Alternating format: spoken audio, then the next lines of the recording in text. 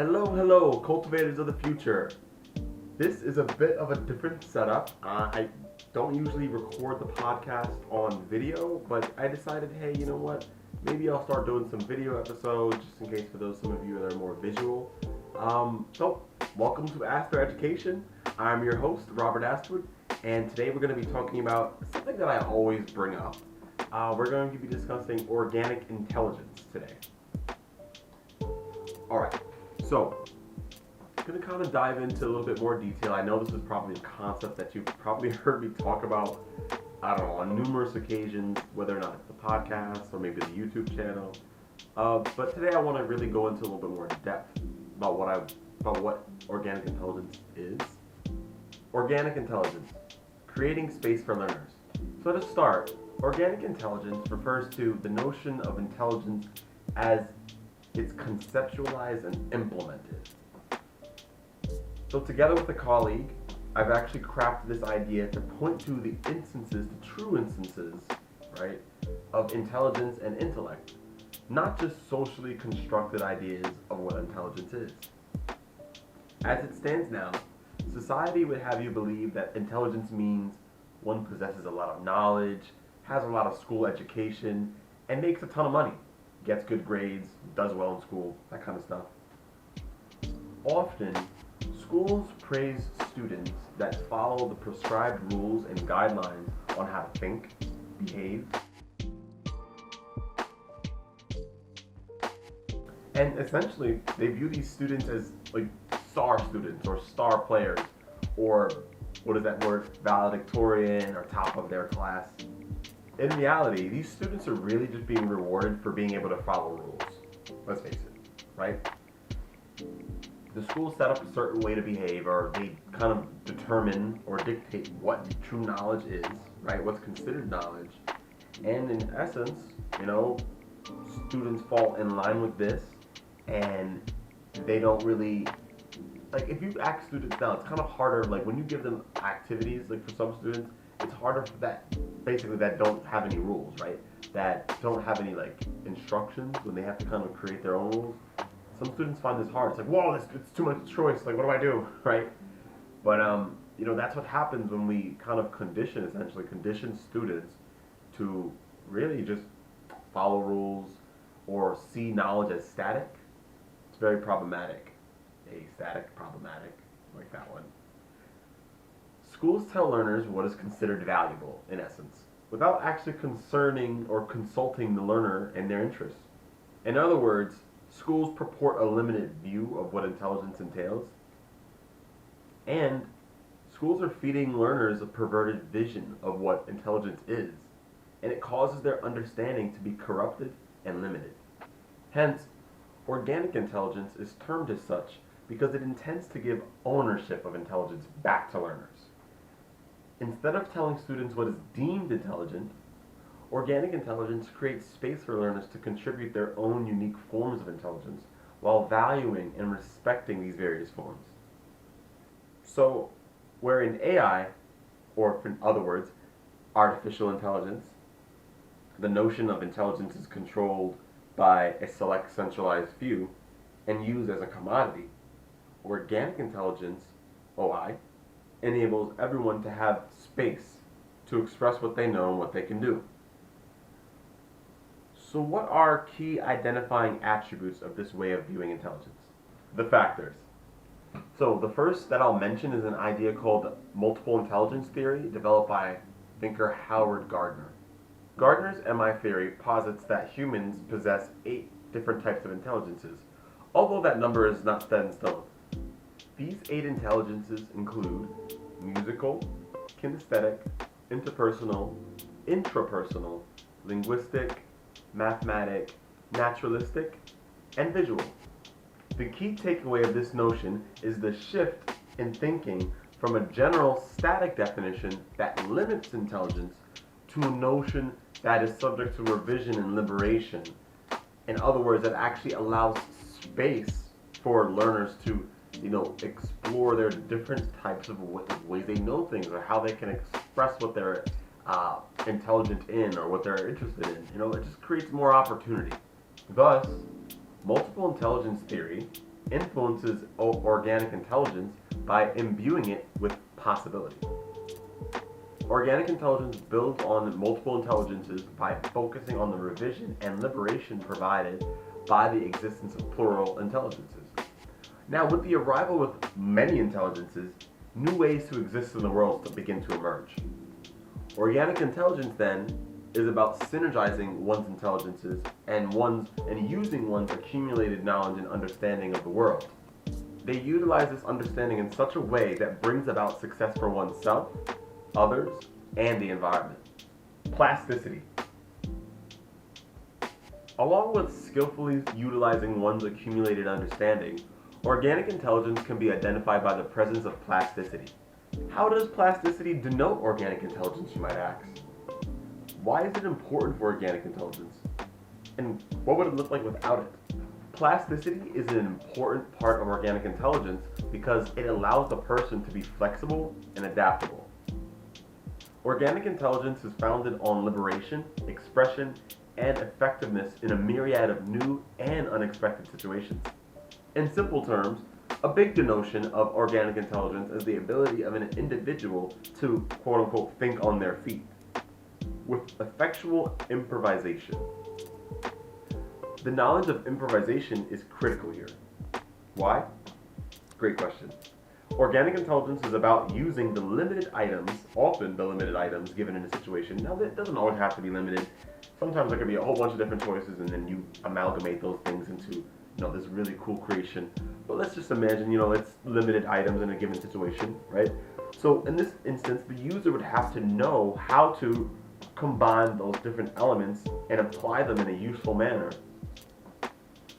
Think of that moment on the job interview where you've been hit with an unexpected question. Rather than simply stumbling, stuttering, or faltering at this request, organic intelligence enables one to properly assess the scenario and provide a solid answer, despite lack of preparation. So why does organic intelligence need plasticity in order to be actualized?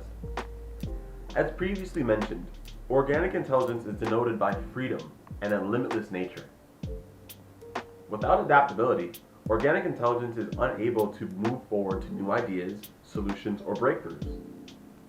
Organic intelligence would be less equipped to allow users to improvise because of a lack of ability to adapt and make rapid connections with limited information. So if you're not able to, think on your feet, if you're not able to improvise, if you're not able to utilize the implements given in your reality or given in your environment in a way that benefits you, others, and the environment, you're just going to be obsolete. You're not going to be able to help yourself or others, right? How can you consider yourself successful if you're constantly stuck in one period of time?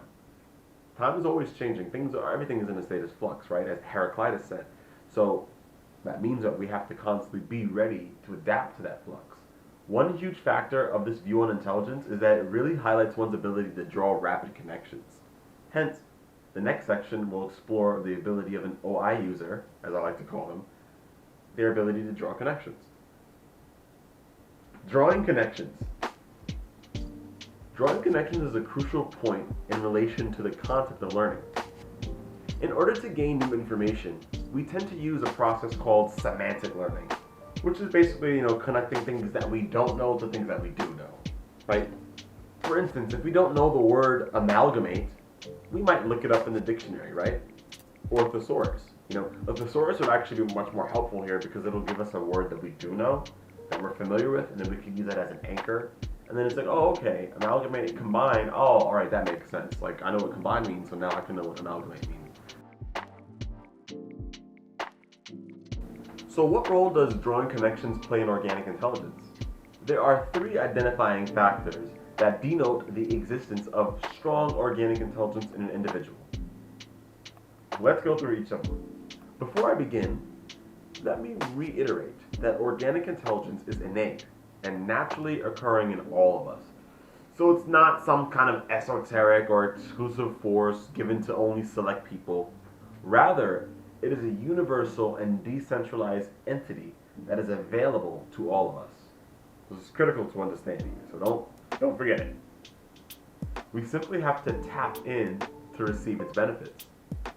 This is hard when society is constantly programming our minds with artificial intelligence, which is basically telling us, to act in a certain social way, to not take risks, to, in essence, think small. Society limits us in so many different ways.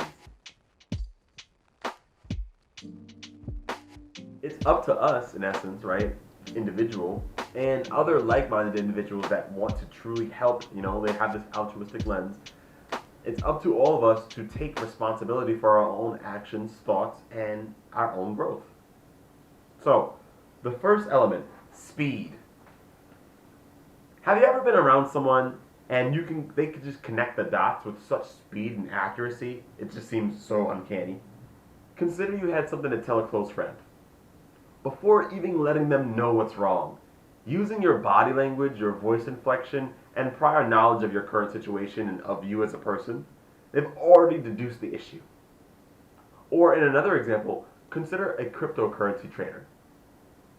Using data charts, analysis, current trends, and business news, this person is able to predict with accurate accuracy, the rise and fall of the market, and then is able to time their sales and purchases, thus maximizing their profit. With enough practice and effort, anyone can be phenomenal at anything they put their mind to, really. What sets the organic intelligence user apart from the other people is their ability to produce stellar results with considerably less time and effort. I posit that all of us have this ability, this capacity for organic intelligence inside of us. It need only be drawn out.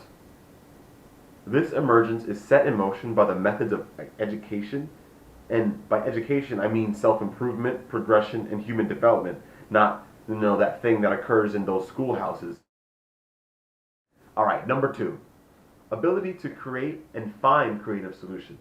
The next denotative attribute of a person that has organic intelligence at their disposal is their ability to find creative solutions.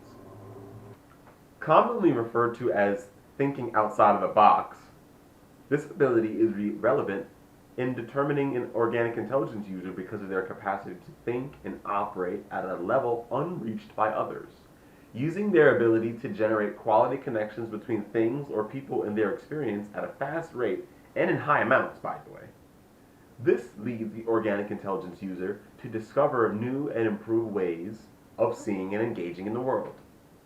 It is similar to having or seeing opportunities in the world for one person, whereas looking at the exact same stimulus, that person wouldn't see opportunity at all. So just consider like a skateboarder, because I'm an avid skateboarder, so I always like to use skateboarding as an example. They look at a 7-stair set, right, a staircase, and for one person that's just a way to walk up and down, it's just a way to ascend and descend.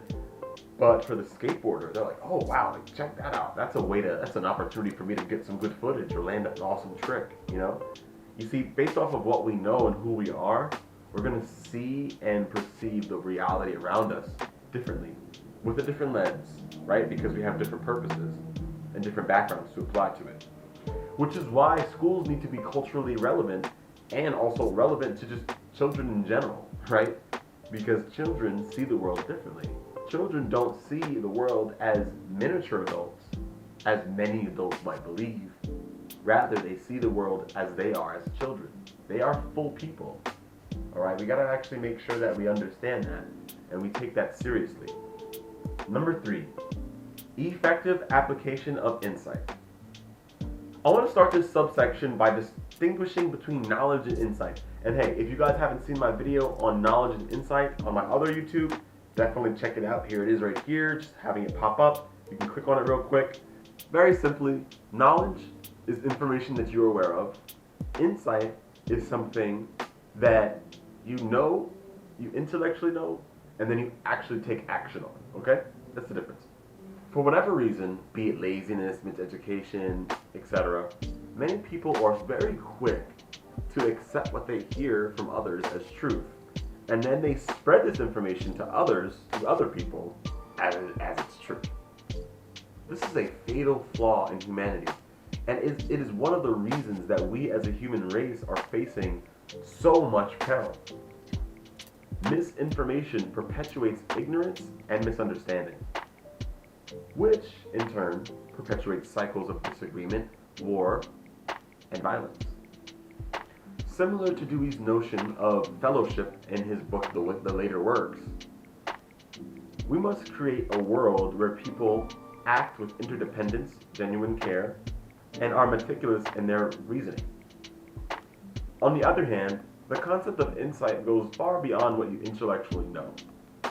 Instead of merely knowing or being aware of something, insight occurs, as I've already mentioned, as a burning desire. Like you almost feel guilty if you don't do it. It's what your limitless self wants.